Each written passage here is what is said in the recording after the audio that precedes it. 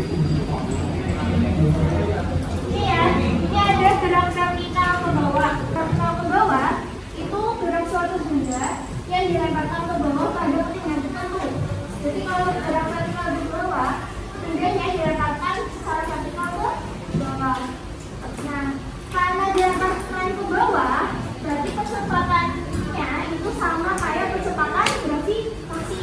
Kan kalau arah gravitasi ke bawah ya, jadi kecepatannya itu sama kayak kecepatan gravitasi. Atau A itu sama aja B. Sama dengan channel plus AT, A-nya ini berubah jadi Y.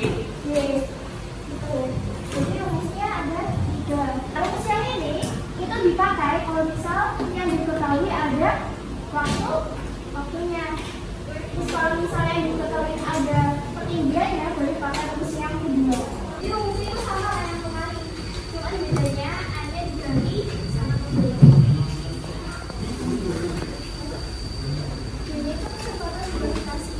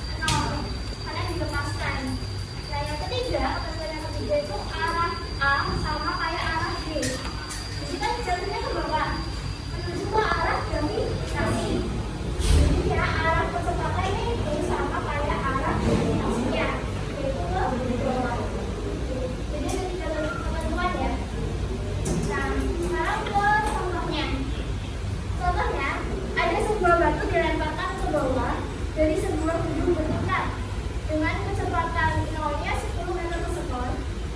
Terus batu itu tiba di tanah dalam waktu 2 second. Maka yang ditanya itu kecepatan akhir setelah batunya berada di bawah tanah.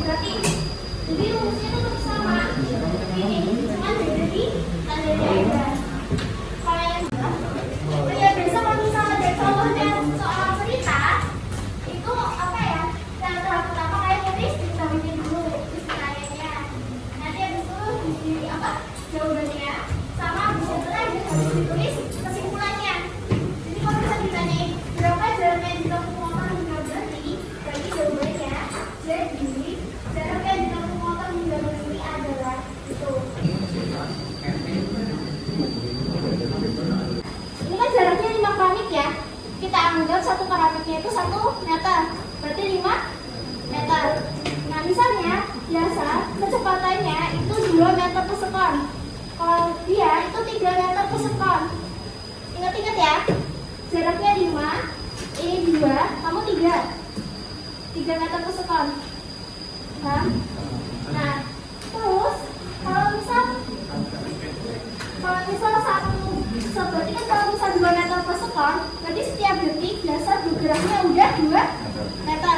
Kalau berarti kalau setiap detik udah bergerak 3 meter. Nah, gue punya jaraknya itu 5 meter. Berarti jarak mereka bertemu itu pas berapa detik? Coba ya. Coba bergerak 1 detik. Berarti maju 2, maju 3. Nah, jadi mereka bertemu kan?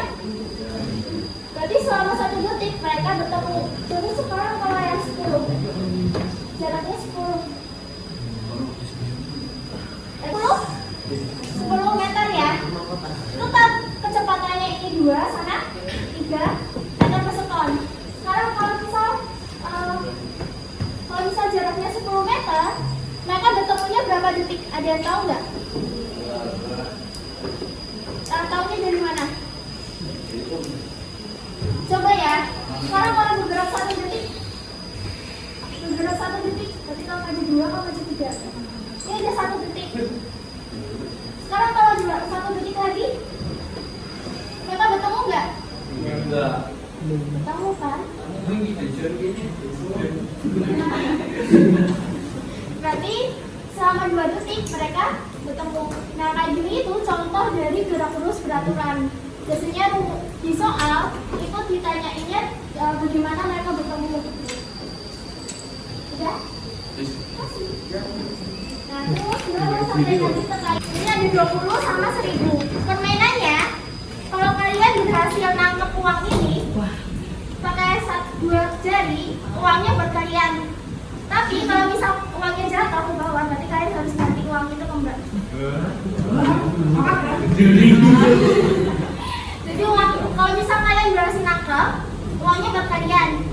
Tapi kalau misal jatuh, berarti kalian harus bayar sejumlah uang itu.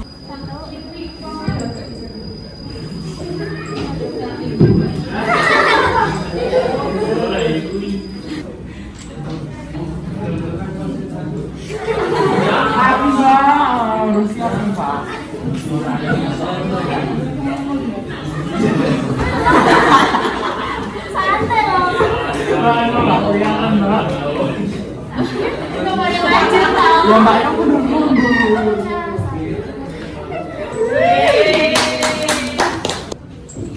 Itu salah satu contoh dari gerak jatuh bebas. Jadi kalau misalkan dibilang kalau fisika di kehidupan sehari-hari itu buat apa? Jadi kayak tadi hal sederhana itu bisa dibahas pakai fisika.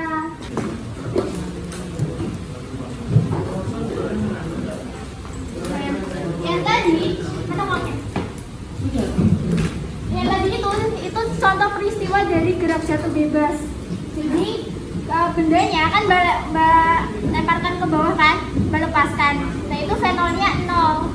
Nah bendanya bisa bergerak karena ada gaya gravitasinya.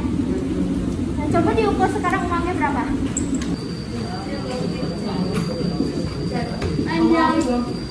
Panjang uangnya itu 15,01 cm. Kalau setengah panjang uangnya berarti kan berapa? 7,5. Ini saya gambar tangan. Berarti kan ini di setengahnya ya. Nah, titik dari Dari titik ini ke titik tengah tangan kalian itu disebut H. Nah, kalau bisa jatuh bebas kan H sama titik kuadrat ini itu waktu kalian untuk menangkap uangnya. Sedangkan yang ini itu waktu otak kalian buat merespon. Jadi kalau misal waktu otak untuk meresponnya lebih besar dibanding waktu kalian untuk menangkapnya, berarti nanti kalian nggak bisa nangkepnya. Tapi kalau misal tadi mbak lemparnya dari atas, lokasinya dari atas, kan kayak ibaratnya udah 2 kali lebih cepat. Makanya kecepatan waktu otaknya itu lebih kecil. Jadinya kalian bisa lebih cepat buat ambilnya. Terus kalau yang gerak vertikal ke atas sama yang gerak Assalamualaikum warahmatullahi wabarakatuh. Waalaikumsalam. Sama yang banyak